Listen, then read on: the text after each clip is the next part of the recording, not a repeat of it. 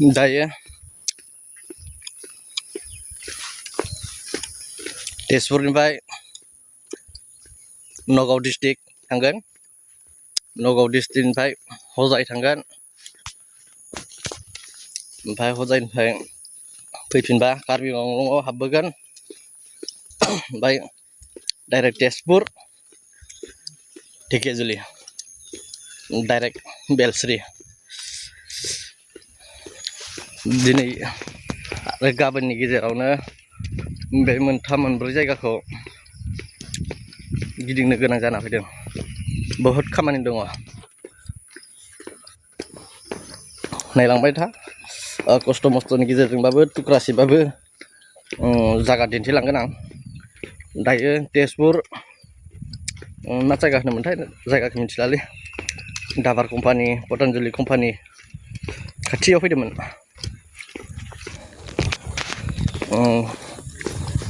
नंखाय नुदोंबा कम्पानिनि सावगारिफोरखौ भिडिअ क्लिप लानाय दङ।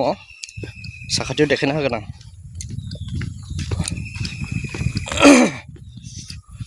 नायलांबाय था।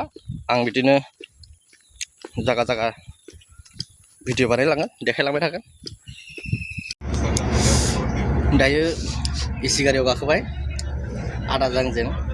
एसि गारि नगाव थांनाय।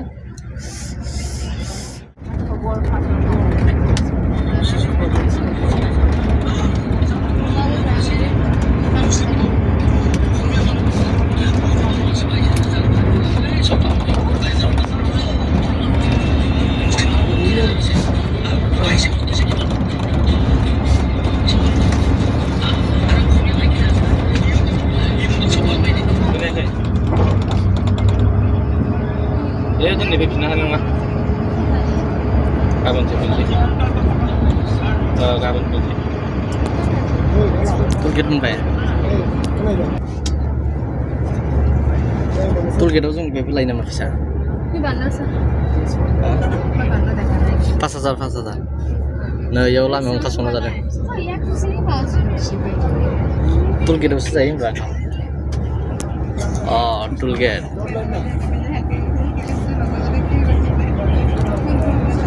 माथो खाथेजोबनासो दोनदों। अभार साइज भेहिकेल।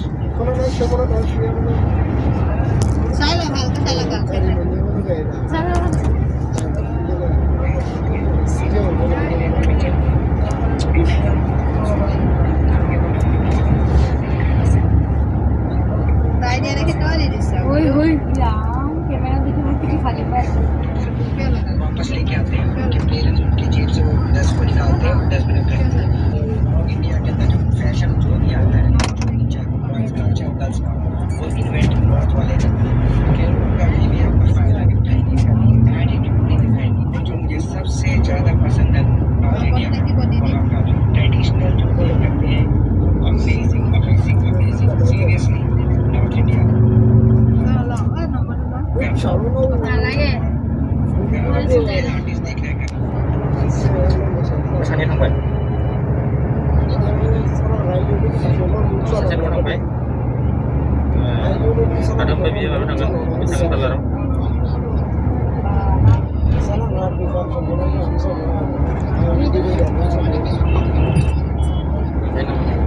थाङो दा?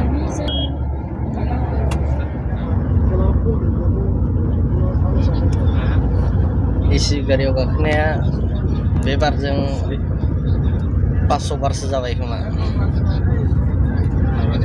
ट्रेभेलिं खालामै खालामै एसि गारियाव गाखोनाया 500 बारसो जाबाय। दायो नगाव बाइपास ओंखारनोसै। बेनिफ्राय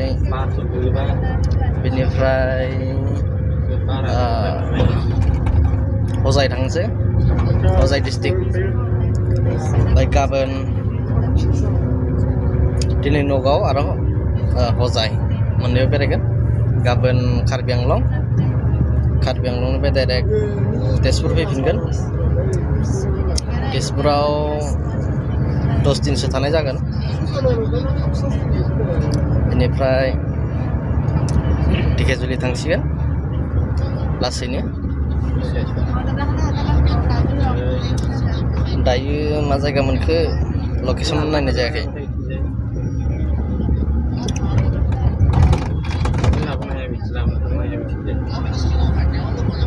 नायलांबाय थाबानो जाबाय नैथिं सावगारि दिन्थिगोन आं ट्राफिक बहुत जाम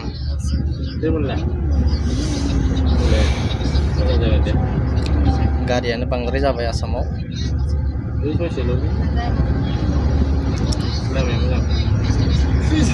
थांबाय थानि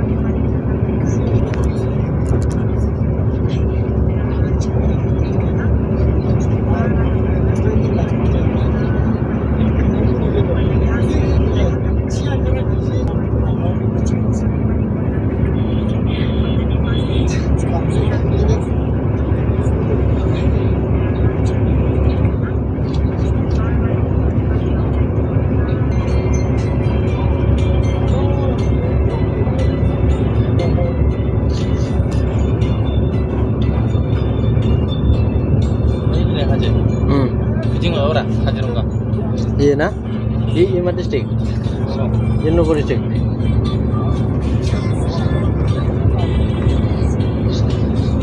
sing kangen auto gede Nogor man ngambang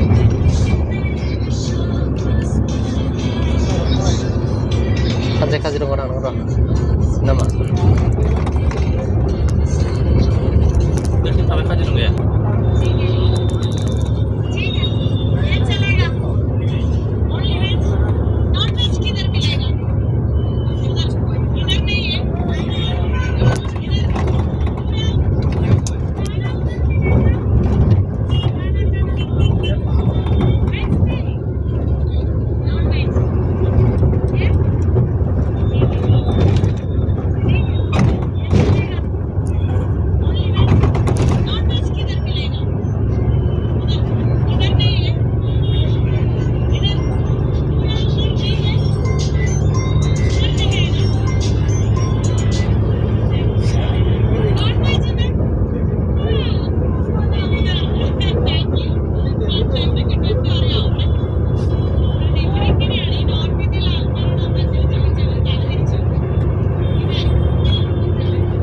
माथो न'खौ बिराद दारि गोलाव दङ होनना बुङो माथो मन्दिरफोरा माथो हिन्दुनि गोजासो हिन्दुनिया गोजासो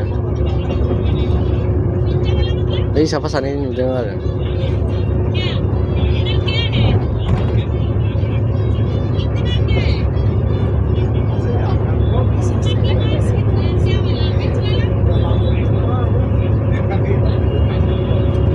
बाब्रे गरमा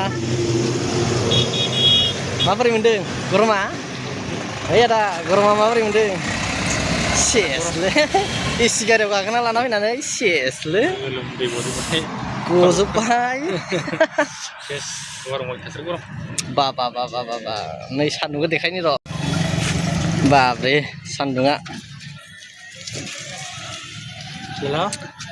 नै साहाया सिङावसो दङ बाबा नगाव डिस्ट्रिक्ट इयो बाइपास रिजर्ट आइ गड गरमलै अट' थांनोसै दाथ' जों नगाव मोनफैबाय हिनजाव सासे लांफानोसैगोमालै